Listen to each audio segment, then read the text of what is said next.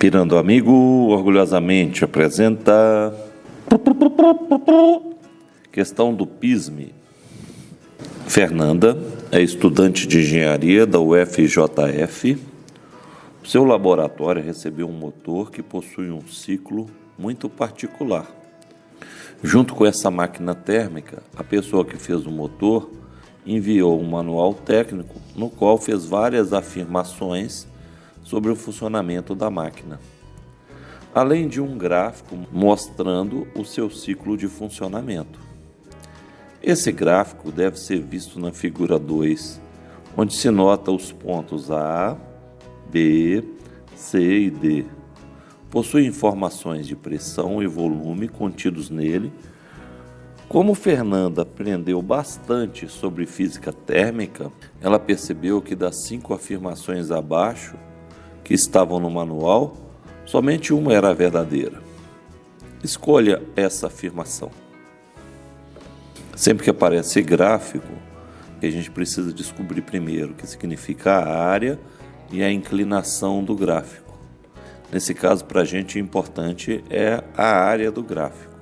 Para a gente descobrir o que significa a área do gráfico, nós vamos pegar essa grandeza, P, e multiplicar por essa, vezes V, indiferente da figura do gráfico. Se eu multiplicar P por V, tem alguma fórmula física que tem isso? Tem. Trabalho é pressão vezes ΔV. Então, se eu achar a área desse gráfico, eu vou encontrar o trabalho. Muito bem. Se eu quisesse saber a inclinação, basta dividir o P pelo V.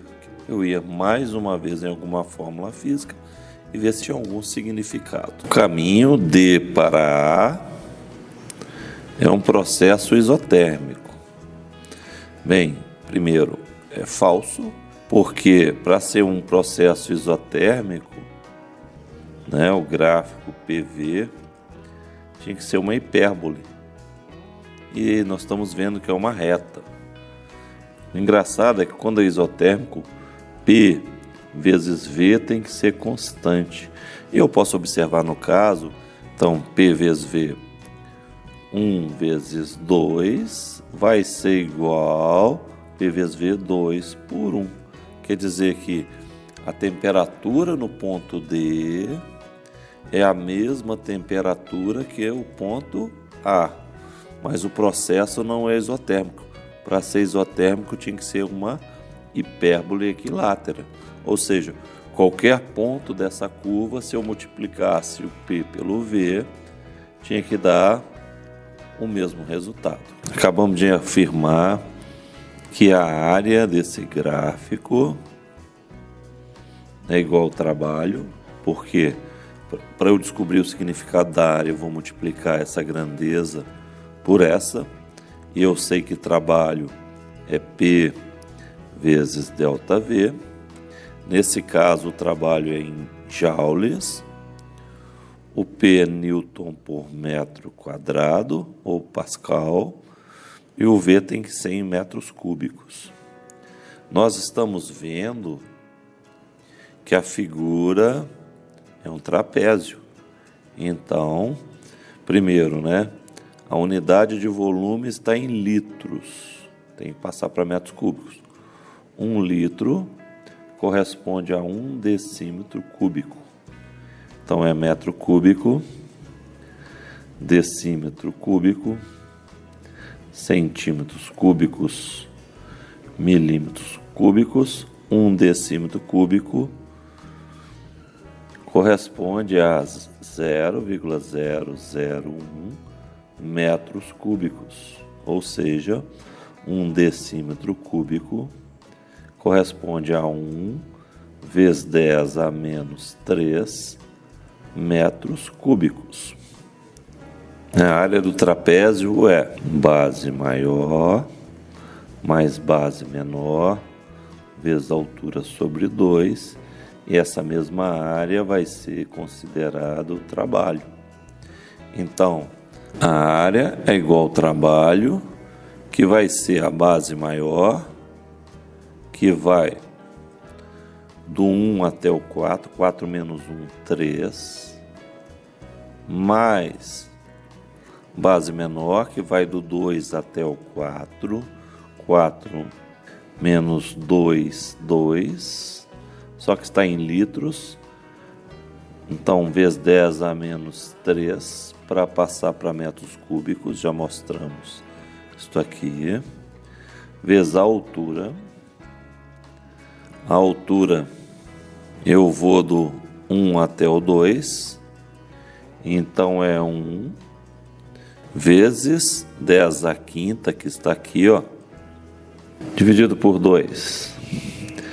Então o trabalho será 5 vezes 10 a menos 3 vezes 10 a 5, 10 a 2, dividido por 2, trabalho vai ser 2,5 vezes 10 a 2, que corresponde a 250 joules, não 500 joules, falso.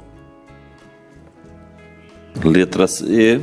No ciclo desse motor não existe um processo termodinâmico a volume constante. Volume constante pode ser chamado de isocórico, ou isométrico, ou isovolumétrico. Falso. De B para C, o volume permaneceu constante, a temperatura diminuiu, né? Porque eu saí de um isoterma mais externo para o mais interno, que não vem ao caso, ele só quer saber se vai ter ou não um processo com volume constante. Tem sim. BC tem volume constante.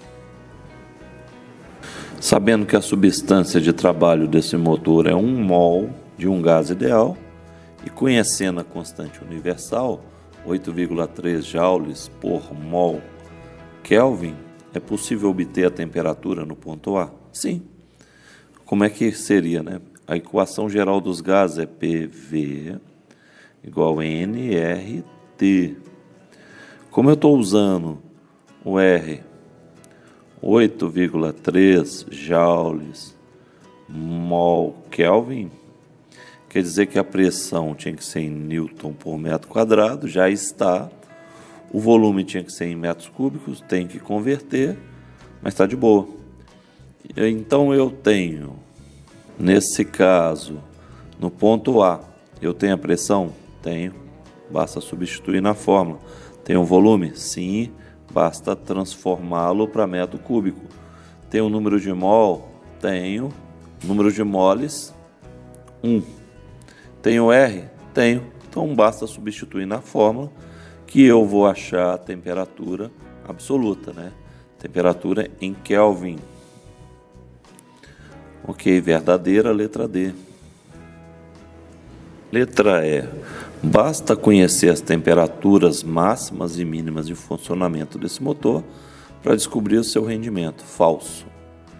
O rendimento do motor é trabalho sobre calor recebido, ou o rendimento do motor é 1 menos Q2 sobre Q1.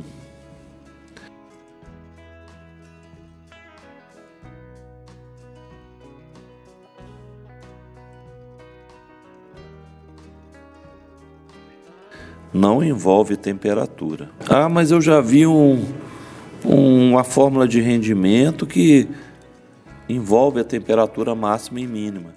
Esse é o rendimento máximo, que é 1 menos T2, temperatura absoluta da fonte fria, sobre Q1.